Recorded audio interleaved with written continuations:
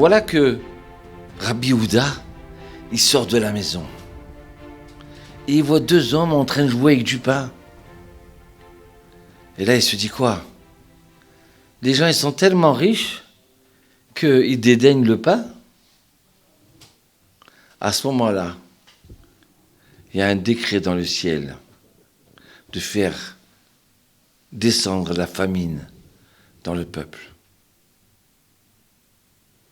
Et au bout d'un certain temps, les gens sont venus voir le serviteur de Rabbi Houda, du Rav Yehuda.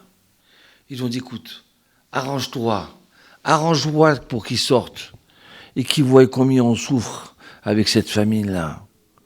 On a besoin de sa prière. On a besoin de Rav Yehuda.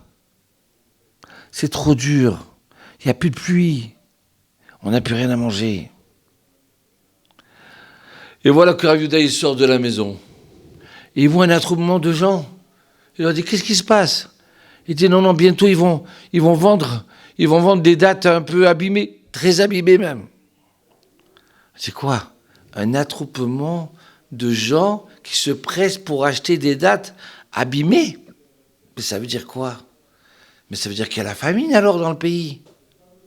C'est-à-dire qu'il y a des gens qui souffrent. Il y a des gens qui n'ont pas de quoi manger.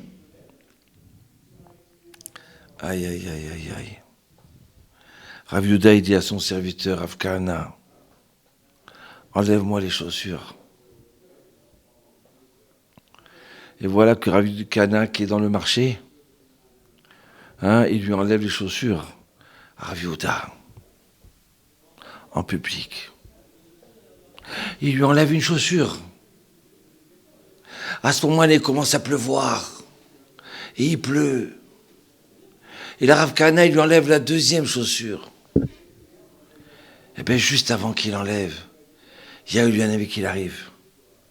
Il lui dit, stop, arrête.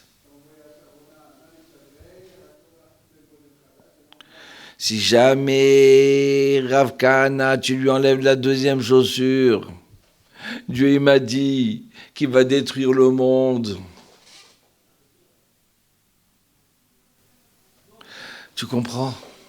Rav Yehuda, il a voulu enlever les chaussures pour participer à la souffrance du peuple d'Israël. Rav Yehuda, il était faible. Il a dit, comment? J'étais pas au courant qu'il y avait la famine.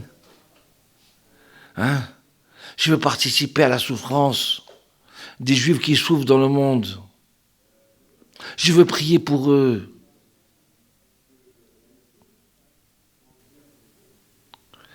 Et voilà que il enlève une chaussure.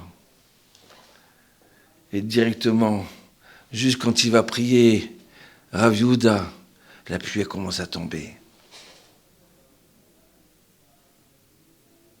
Mais Dieu ne veut pas voir souffrir le tzaddik. Déjà, il souffre avec son peuple. Mais le tzaddik, lui, il n'a rien à voir avec cette souffrance-là. Donc, il ne voulait pas qu'il enlève la deuxième chaussure pour qu'il tombe encore plus de pluie, pour qu'il y ait plus d'abondance. Voilà ce qui nous dévoile Eliyahu Hanavi. Eliyahu Hanavi nous enseigne que premièrement, on doit faire attention à la nourriture. On ne doit pas délaisser même si on a beaucoup.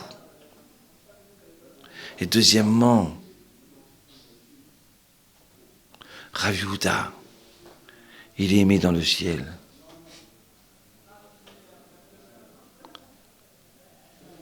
Quelqu'un qui fait une mitzvah, quelqu'un qui veut participer à la douleur du peuple d'Israël, Hachem il aime. Et il dit, ouais, ça suffit, repose-toi, n'enlève pas la deuxième chaussure. J'ai compris. Eliyahu Hanavi, Eliyahu Atishbi, Eliyahu qui l'a dit.